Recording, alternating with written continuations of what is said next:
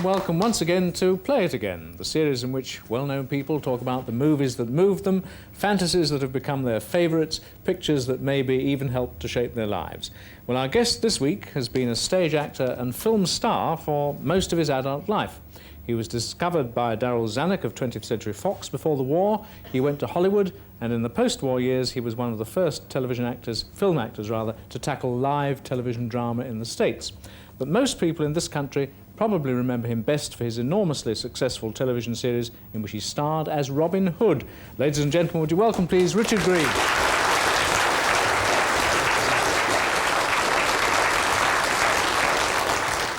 Richard, can I ask you first, did you go to the Saturday morning rush, as they used to call it, or? Oh, what, you mean getting in before noon, before midday, for sixpence? Yes. Oh, yes, and in those days you got a double bill, feature film, B picture besides,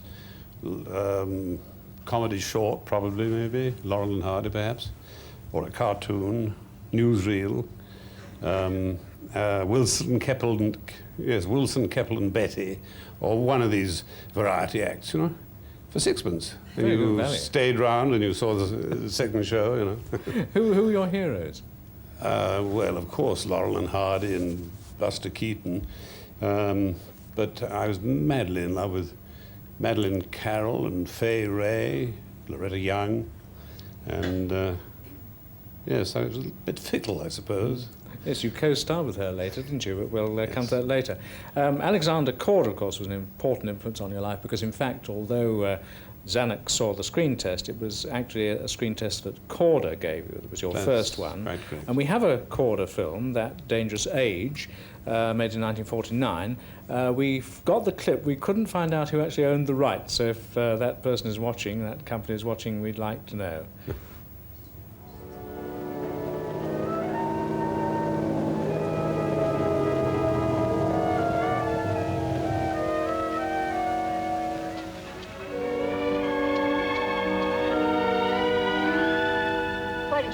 But you knew I was coming. I begged you not to. I couldn't stay away from you any longer. Something terrible has happened. We can't talk here.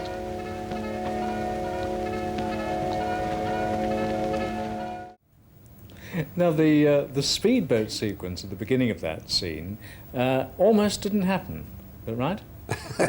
Well, you may have noticed that the speedboat arrives in two cuts. There's a shot of it driving up very fast, and then there's a cut to me climbing out.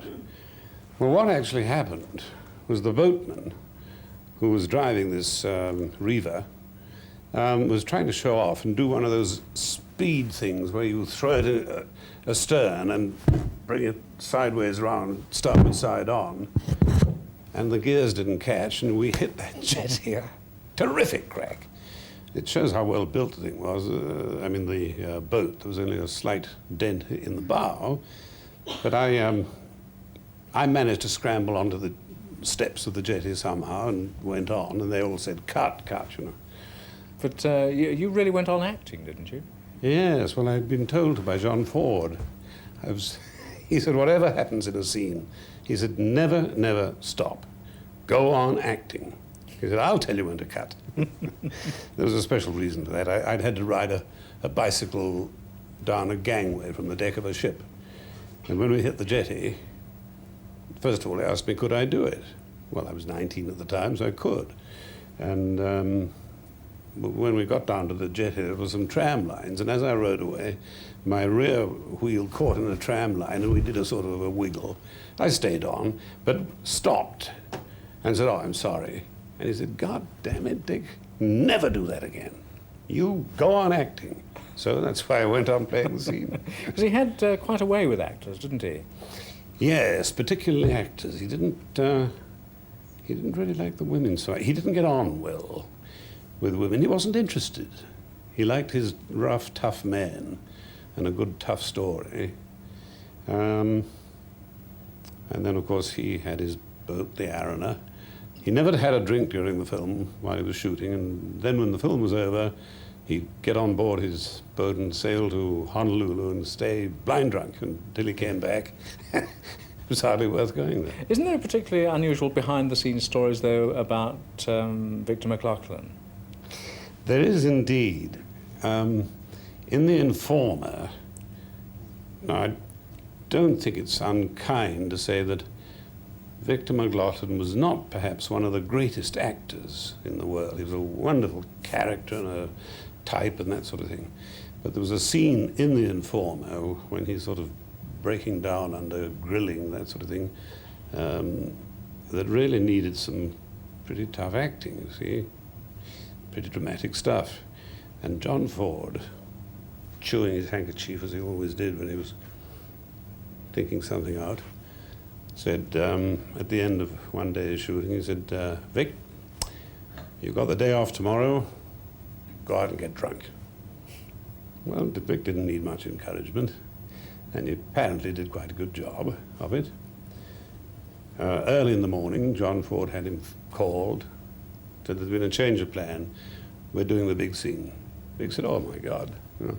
Anyway, they got him round there, and the next thing that John Ford did was had the script changed, sent some different dialogue in. Also a bottle of scotch. Said he ought to have a drink, see. And he got him to the set in a dreadful state, and he put him in the position that he was to play the scene. He managed to take the script away, and he said, now just run it over to yourself. And Dick said, I don't know. Anyway, then John got the cameras turning very quietly. There were no clappers or anything. And that's how they shot. That's how John got that scene, for which Vic won the Academy Award. Good Lord. An amazing piece of manipulation. Yes. Now we're going to jump ahead for your next choice to 1954. You were back in England from Hollywood, and it's a film called Contraband Spain, a very dramatic moment. All right, Gauguin, you're not leaving the ship till you're taken off, so stay where you are. And I'll trouble you with those counterfeit dollar plates.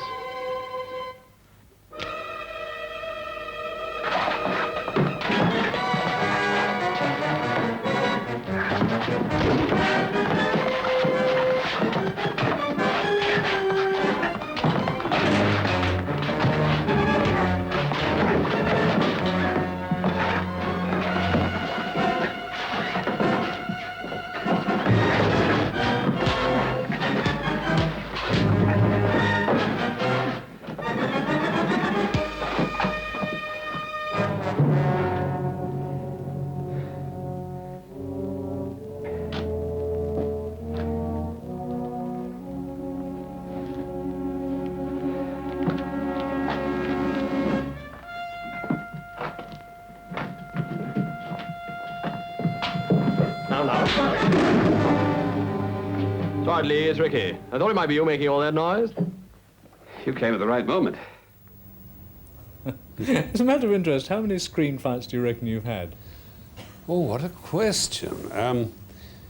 Well, a fair number of brawls.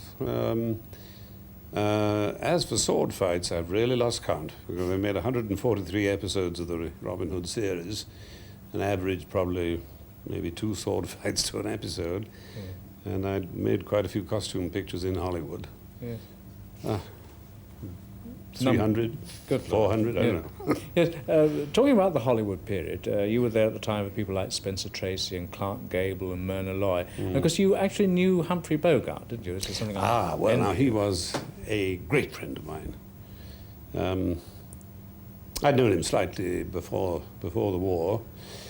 And when I got back after the war, I was married to Patricia Medina, and we were in a restaurant on Sunset Strip, and Bogey came over and said, "Hi, Dick, welcome back," and all that stuff, you see. And he loved needling people. And after he'd been palsy for a few moments, he said, "What the hell are you wearing that goddamn pink shirt for?" So anyway, that was the sort of needling approach that you really had with everybody. Yes, we'll talk about him a little more in a moment. We've got a reminder of Bogart from a 1955 film, The Left Hand of God.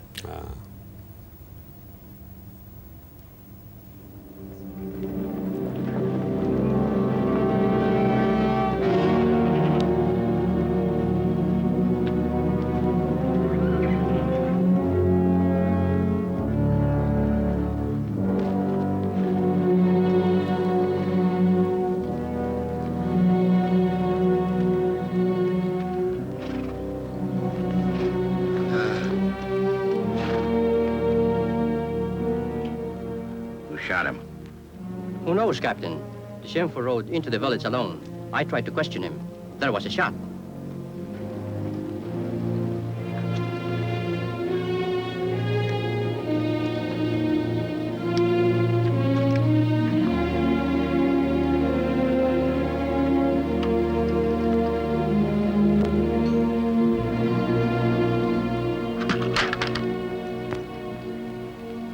You heard my orders. I said no shooting.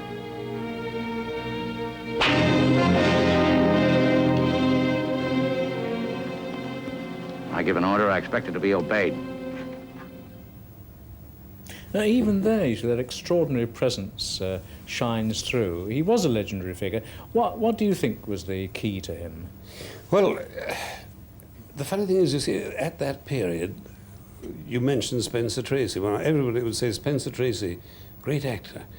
But for some reason, nobody ever says that about Bogey, because you think it is for real. There was some particular thing about his acting, his dynamic personality that came over so genuine. Once I had the honor of sharing the after cabin on his boat, Santana, with him, and it was his last sail, as a matter of fact. No, this was an earlier occasion. And he said, you know, I know I've discovered the secret of acting. He never told me what it was. I had to try and work it out. I think in his case, the reason, well, you see, he wasn't really physically a tough man at all. And he would take the mickey out of people. As I said, like that pink shirt line, he carried that on for ages. There's that goddamn limey in the pink shirt, you know. Well, eventually we became very great friends because of this mutual love of sailing. Yes. And that put us into a sort of special category. Well, we'll come back to the lime in the blue shirt in just a few moments. We'll take the break there. See you back here in just a moment.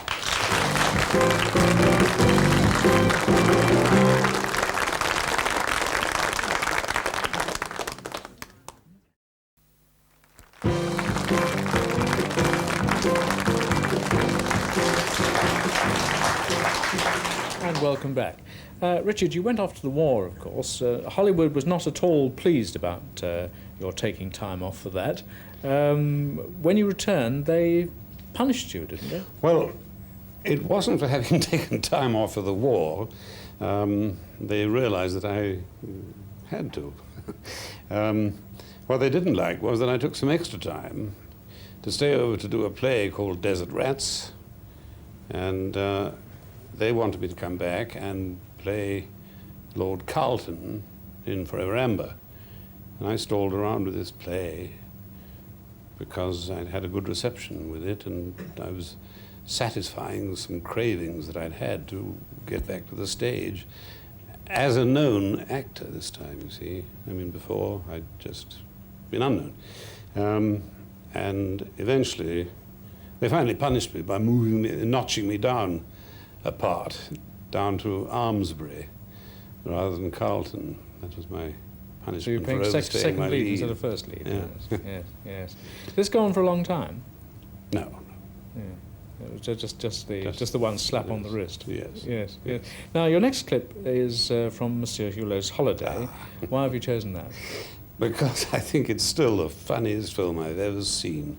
I must have seen it 7 times. The first time I saw it was in the Curzon House Theatre, where they have Pullman seats. Otherwise, I would have literally fallen out of my chair. And, well, that's why.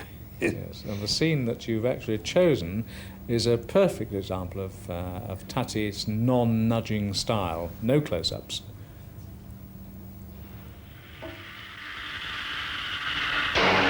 Up, up, up.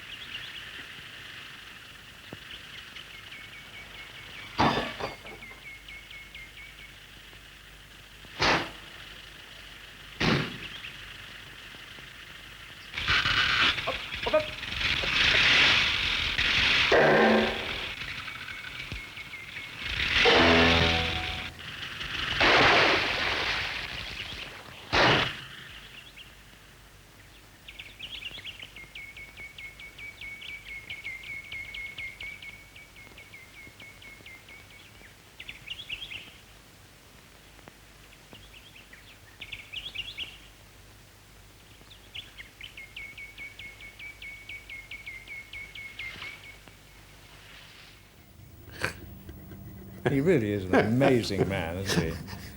I still think it's as funny as the first time I saw it. Yes.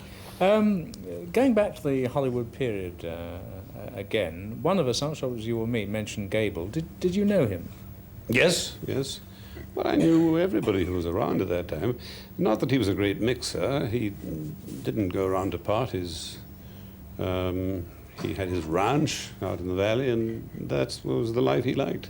Yes. And did you feel he was a very much a loner? In that sense, yes, yes. He used to have his friends around there. You didn't see the famous Gable teeth?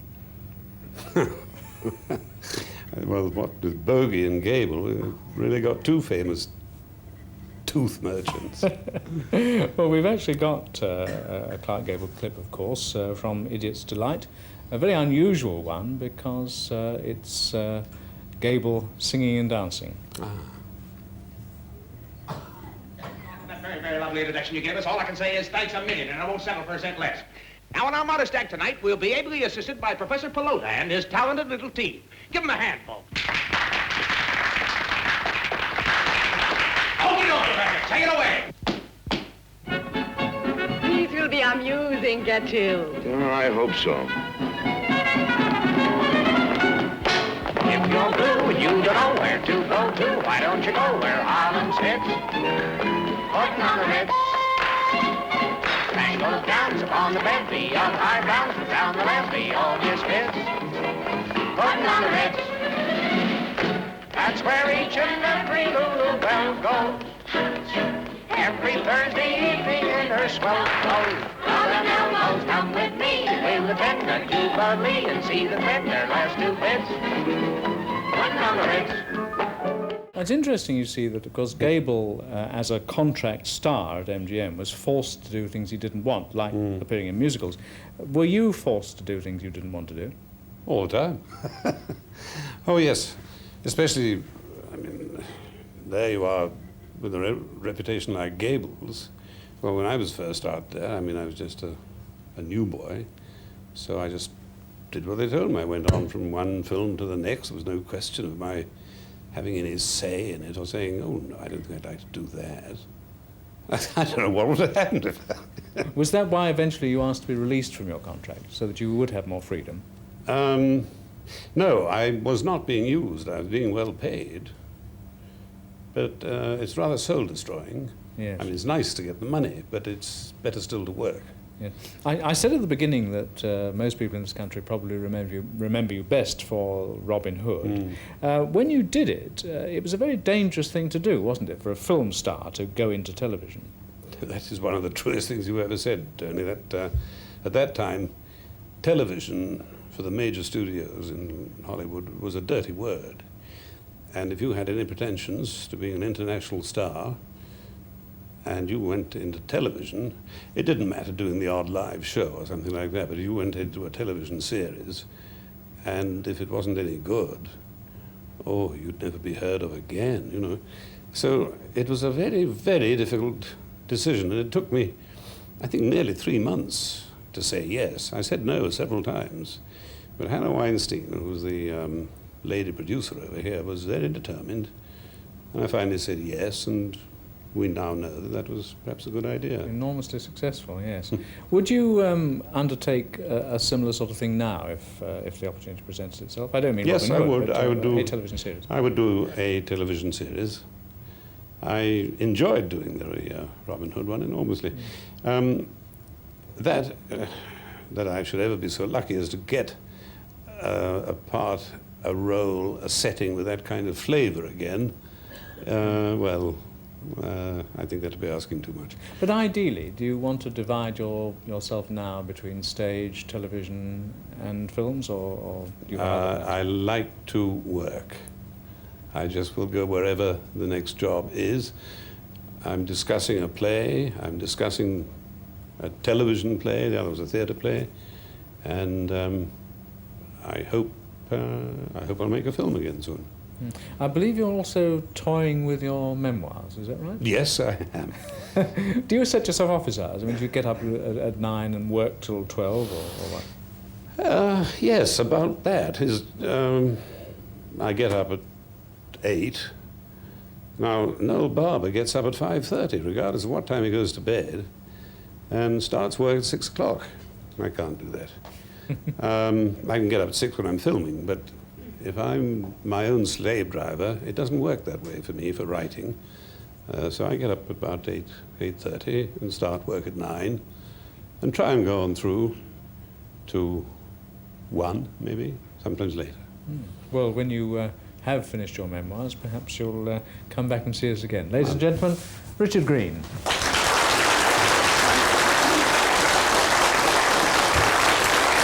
Whatever you do, don't